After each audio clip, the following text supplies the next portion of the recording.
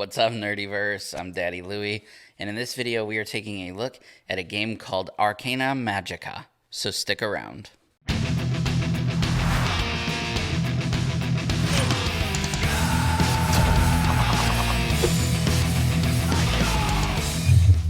Before we get started, if you enjoy this video, please give it a thumbs up.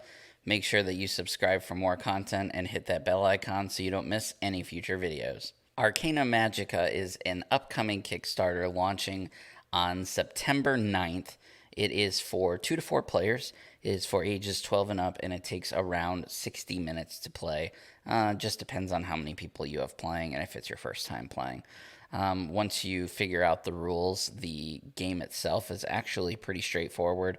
The mechanics are not super difficult. The strategy is pretty in-depth, but the thing that's the most unique about this game is the actual components. So you will be playing this game with a standard deck of poker cards. You will be playing this game with a standard deck of tarot cards.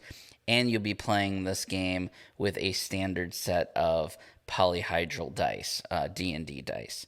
Those are the components of the game. There's a couple other things, a few cards added in, not many. There's like one extra card added to the poker deck. There's one extra card added to the tarot deck, but you don't have to play with them. They're completely optional.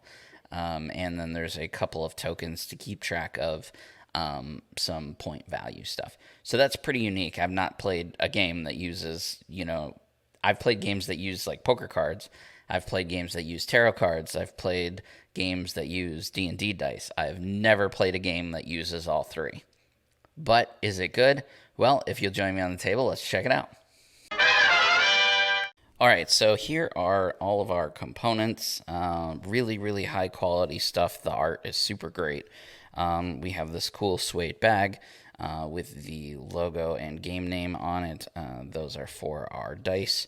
And then, of course, we have our standard, RPG dice, D&D dice. We have this cool cardboard token that indicates first player. This will get bounced around the table.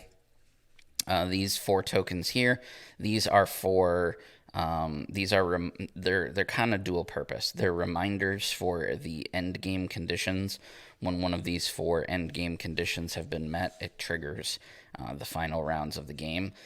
Also, these other conditions can be met even after one has been met, and whoever meets them gets these tokens, and they're worth victory points at the end of the game. And then we have our poker deck and our tarot deck. So the poker deck, like I said, it's a standard 52-card deck with the exception that it has the number 14, which is the knight added into it. Other than that, it's, ace through king, standard suits as well. In this game, the suits themselves serve no purpose whatsoever. Really, we're just looking at color and number. However, if you wanted to use, they've included the suits, so if you wanted to use this for regular poker, you could absolutely do this. Cool logo and art on the back there. And then the tarot, the same thing. The name of the tarot card is unimportant. All we're really looking at is the Roman numeral at the top. And this is a standard set with the exception of the number, I believe this is 22, added in there. This is not, the ferryman is not part of a standard tarot deck from what I understand. Other than that, everything is what you would expect. And they've included the names and stuff like that for you to be able to use this if you wanted to use it for a standard, for the standard tarot purpose. So I'm going to set up for a game and explain you the mechanics. Like I said, the rules themselves are not complicated. They're pretty easy to learn, but there were a few things that confused me in the rule book, and I want to make sure that I go over those in depth so that they don't confuse you. So I'll set up for a game and I'll show you how it plays. All right, to start the game, we're going to have a really easy setup here. You're going to take the poker deck. You're going to remove the two jokers, the black and the red joker, and you're going to set them aside. That's a separate mechanic in the game for determining a few things. You're going to shuffle these up. You're going to deal 4 to each player. You're going to take the first player token, roll, see who's going to go first, and whoever goes first gets the token and places a d4, starting at the 4 on top. No one can attack. Players can't attack each other until after the 4th round, or when a player has 3 or more characters in their army. These are the soldiers, the fighters that you're going to recruit for your army. Then you're going to take the tarot deck. You're going to separate it. You're going to take numbers 0 through 14 and separate it in one pile. And then you're going to go 15 through 22 in the other pile. You're going to shuffle them separately. Take 5 cards from the lower numbers. This is to make sure that you basically you're not getting powerful creatures right off of the bat, because you are going to use higher number creatures to defeat lower number creatures to do a few things. So once you've done that, you're going to shuffle those up. That's going to go on the bottom. This is going to go on top. You're going to flip over 4 creatures, 5 in a 4-player game. Let's flip them this way so we can see. 3 and 4. And then play begins with the first player. Okay, so the object of the game is to be the person at the end with the most victory points. Victory points are earned by capturing characters from your opposing player's armies, and the values are at the top of each of the cards. So you get full points for everybody that you've captured. You get half points for everybody that's in your army, and then you get 10 points for each of these win condition tokens, which we'll talk about towards the end. So you're going to alternate turns, or go around in a circle with turns, doing actions, recruiting characters from the tarot line here in the center, and then fighting and capturing stuff on the other players' boards. So like I said, you can't do any attacking for the first couple of turns until one of your opponents has 3 characters. Then that character can be attacked. So the very first thing that you can do on your turn is move. And you move by taking the first card in your line, the leftmost card, and moving it to the back and then shifting everything over. So if this was my army, it's not. This is what's available for capture. But if it was my army, at the beginning of my turn, I could take the frontmost character and move it to the back of the line. This is important because you're going to want a really strong character or a high number character up here in the front of the line, because that's the character that's going to get attacked the most. So you can do that only once at the beginning. You can do these actions, as much as you can pay for it. Moving, you can only move once, but the other actions, activating and summoning, you can do that as much as you have magic to use, but you have to do them in order. So first thing that you can do is move.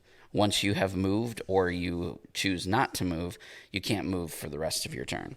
The next thing that you can do is activate. So any characters that are in your battle line, you can activate. Again, using magic to do so. But once you're done activating, or you choose not to activate, you can't activate for the rest of your turn. And we'll talk about activation more once we've summoned some things from the center here. So the third thing that you can do is summoning. So to do that, you need to match or beat the number at the top of the card using cards from your magic hand. So here we're looking at the numbers and the colors. So when it comes to summoning and activating, summoning uses red cards at their full number value and black cards at half value rounded down. And activating is the opposite. So when you activate a character, you use black cards at their full value and red cards at half value lowered down or rounded down. So what do I mean by that? So like I said, red is really what we're looking for when we're wanting to summon. The highest valued card here is 12.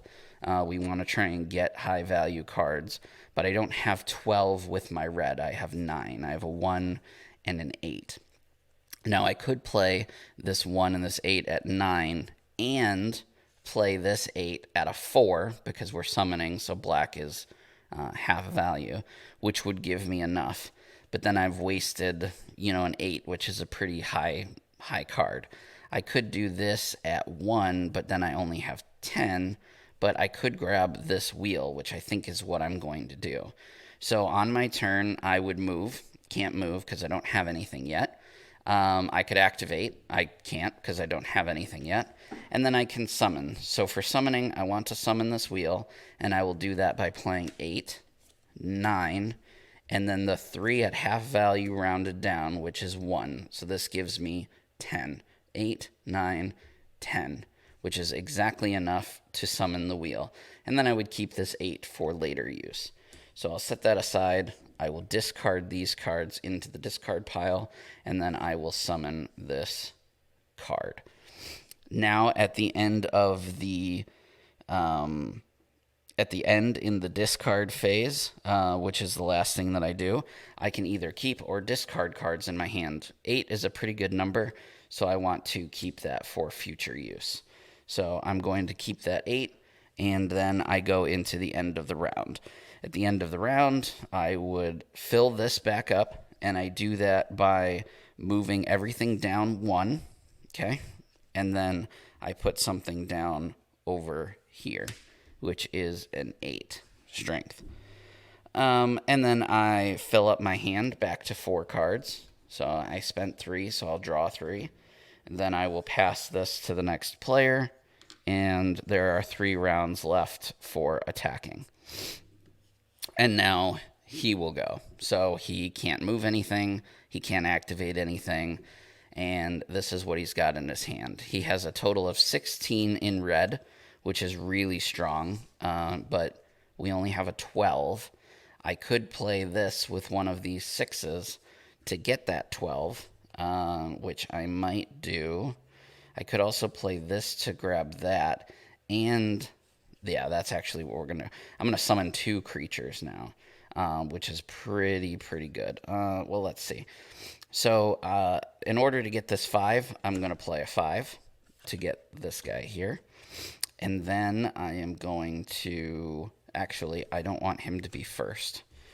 So I want this guy to be first. So I'll play this 11. I need 12 total. And then I'll play a 6 for 3, which gives me 14, which is enough to grab this guy. Then I will discard these cards. And then I'm going to play a 5 to grab this 5 here. And I'll discard that card. And now I have a 6 left. 6 is actually not... well, I could use the 6 to activate this guy later on my subsequent turn. So I think I'm going to do that. I'll save that. Then we go into end phase. These all shift down all the way to the end. And then we draw 2 more cards. And then we would change the round counter to 2. We have 2 turns left for activating and attacking. So we will go to the next player. And that's how you purchase stuff. Let me skip ahead and I'll show you guys how attacking works. Okay, so now that we've talked about moving, activation, or moving, summoning, discarding, etc., let's talk about activation. This is the heart of the game. This is where we're going to be capturing our opponent's cards for victory points later. So we're in the 4th or 5th round. I think we're in the 5th round. My opponent has summoned 3 characters here. He's got a 12 in the front, and then he's got a 5 and an 8 after that. And I've got a 10 and a 13. So red cards, like we talked about earlier, they're strongest when summoning. Black cards are strongest when activating. So I want to activate a strong character to roll dice to try and deal damage to other cards here. So I need to be able to deal 12 damage to this hanged man in order to capture it. And I need to do that by rolling some dice. So if I've got a character here, I'm going to activate this death character here by playing a black 13, which is enough to activate it. And then I look for symbols on the card, right? So I have an X and 3 arrows. The ones are arrows. So this X here, we're going to use. Let me show you the chart that's in. This is the only part of the game that I was confused at first. So I want to make sure that I'm very, very clear so that you guys, once you get your games or you're looking at it, you can understand. So I add up the symbols on the cards that I'm activating, and those are the amount of dice that I roll. Okay. So if I'm activating here this X and 3 arrows, I have an X, which is a 12-sided die. And then I have 3 arrows, which is nothing. I would need 4 arrows in order to get a 4-sided die. So I'm only going to be able to roll a d12 here, and I basically need to roll a 12 in order to take this guy out. You have to attack the first character in their line, also known as their leader, unless you're rolling the low number dice. So if you roll a d4 or a d8, those are considered ranged attacks, and they can go against any character. When you're rolling anything higher than a d8, those are melee attacks, and they have to go against the leader. That's why moving is so important. You want to put a high card leader in there. So that's also why setting the deck is important to not have high numbered cards early on, because, you end up getting in trouble there. So this may not be enough, right? So I'll roll. Let's see what I get. Boy, I rolled right off the screen. And I did it again. All right, so we got a 5. So that's obviously not going to be enough damage, so nothing is going to happen. But there are some things that we can do to try and change that. All right, so this time, instead of just activating my 13, I'm also going to spend my 11 to activate my 10. So now I've activated my 10 and my 11, and we're counting up the icons together that are on both of the tarot cards. So looking back at my chart, hold on, let me get it open real quick. Looking back at my attack chart, 2 X's is a d20. Okay? So now, instead of rolling a d12, now I'm rolling a d20 to do the damage against this 12, which obviously increases my odds. So I will roll the dice. Gosh, I'm just rolling terribly here. Look at that. I rolled a critical miss. I rolled a 1. So normally this would be, a wash, nothing happened. However, I do have a 4 in my hand that has this Roman numeral 1. So any cards that are in your hand that are numbered 5, 4, 3, 2, or ace, they will have this 1 here, and you can discard them to re-roll a die. So I'm going to go ahead and do that. I'm going to discard this 4 to re-roll this d20. Maybe eventually I'll get it rolled onto the table. Maybe eventually I'll roll a high number. There we go. I got a 15, which is enough for me to capture this card. All their stuff would move down. And now if I keep this guy in my trophy room, I could summon it to my army if I really needed to, but he would be worth half points if I did that. He would go into my trophy room, and these 12 points would count towards victory points at the end of the game. Okay, so now that you understand how attacking goes, you add up the symbols that are on all of the attacking cards, and those symbols will determine which dice that you're rolling. So if I had, I could have rolled a d20 and, a d4. I could have rolled, a d6 and a d12. Like, you just basically reference this chart, and it will show you, based on which symbols are attacking, that's the dice that you roll to try and damage and capture the cards on the other side of the table. So all of that said, you're going to spend your turn moving cards, right? Activating cards that are already in your army, using black cards at full value, red cards at half value.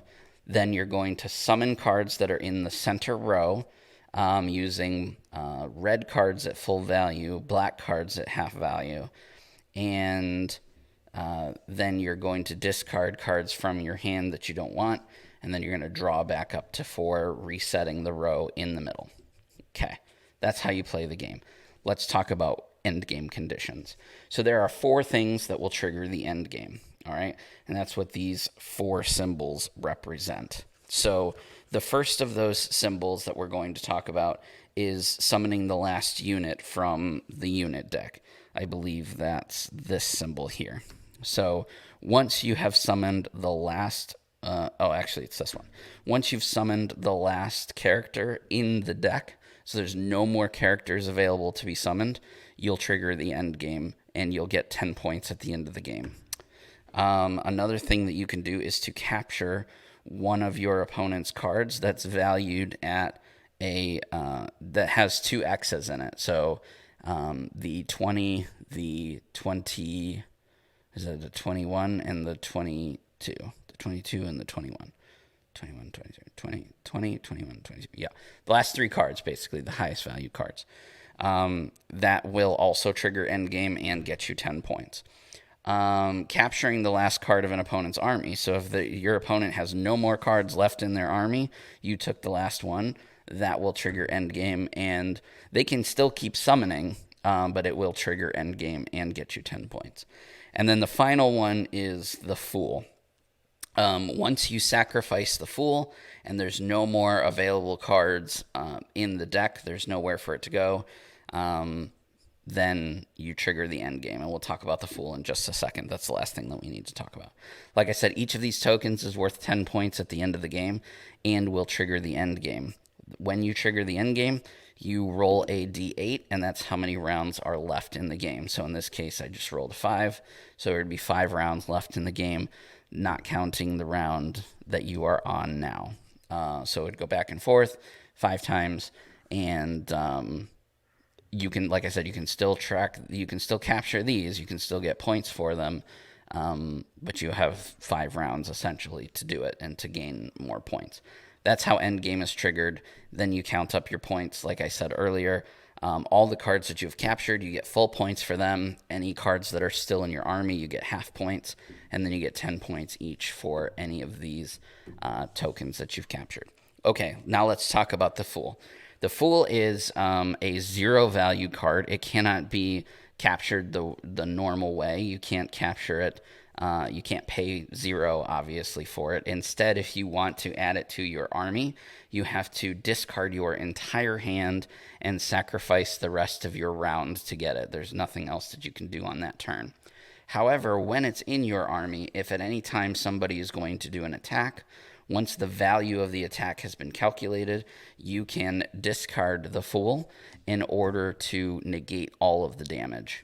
And yeah, so that's what the Fool does. And then it's available for somebody else to capture once it comes back out again. But like I said, you do have to discard all of the cards in your hand in order to capture the Fool. So keep that in mind. He is, one of the more unique parts about the game. He also has a cool mechanic. I won't talk about it too much, but that's what these jokers are for. But basically, you can bid to try and see what this guy... He doesn't just negate the damage. So if you flip over, I think it's the red joker, then all of the damage that was trying to be dealt to you is dealt back to the person trying to deal it to you. And if you flip the other joker, then you still take the damage and you lose the Fool. So you basically take the risk of negating the damage, period, or trying to dish it back to your opponent. So that's kind of a cool 50-50 thing that you get out of the Fool. But Anyway, that is everything that you need to know in order to play Arcana Magica. So I realized at the beginning of the video, I said, oh, it's a super easy game. And then I talked about a couple of pretty complex mechanics. They're not complicated mechanics. They're just, sometimes for me especially, it's difficult to remember like which dice does what and like what color did what. There are some reminder cards that are coming in the final copy, so you won't have to worry about that. I didn't get them in this prototype, but just note that they are coming. So some of those things that aren't 100% easy to remember all the time, they will be on some reference cards. Also, talk to the developers. They're very excited about this game. Obviously, they put their heart and souls into it. There is a mobile version that will be coming. They're also talking about stretch goals that will increase the quality of the components. They want you to be able to use these as regular poker cards, regular tarot cards, etc. So they're really going to focus on the quality of the components that come in the game.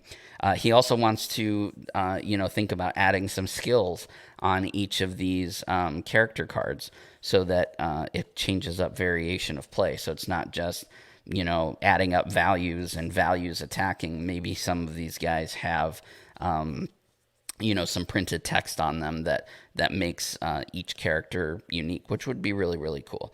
But at the end of the day, I think this game is super fun. I love how unique that they took components that we can use in other games. I mean, I already have all of these components laying around the house. I've got poker cards, I've got dice, I've got tarot cards. So with just some rules, I would be able to play this game, with that stuff. So the fact of the matter that I can now do it in the opposite way. I don't have those cards. I buy this game, and now I can also play poker. I can also do some tarot reading, and I can also play some RPGs, all with the components. I just think that that's super, super cool. So big shout out to them. I think you guys are doing something very unique and very different, and I can't wait to see where this Kickstarter goes. I will, as always, leave links to everything in the description below. Make sure that you check this out on September 9th. What do you guys think of Arcana Magica? Let us know down in the comment section below. I enjoy reading those and interacting with you guys. If you would like to see more from the Circle of Nerds, make sure you check us out on our social media. We have Facebook, we have Twitter, we have Instagram, all at Circle of Nerds. Also, don't forget that we have a podcast that comes out every Wednesday called The Cosmic Disaster Show. You can find that here on YouTube or anywhere that you enjoy listening to podcasts. We also have a Friday night Facebook live show at 8:30 p.m. Eastern called Nerds on Ice. Please make sure that you check that out. And for an extra bit of love and affection to us here at the Circle of Nerds, please consider checking us out over on Patreon at patreon.com/Circle of Nerds. Anyway, guys, that's all from me. I will see you in the next video.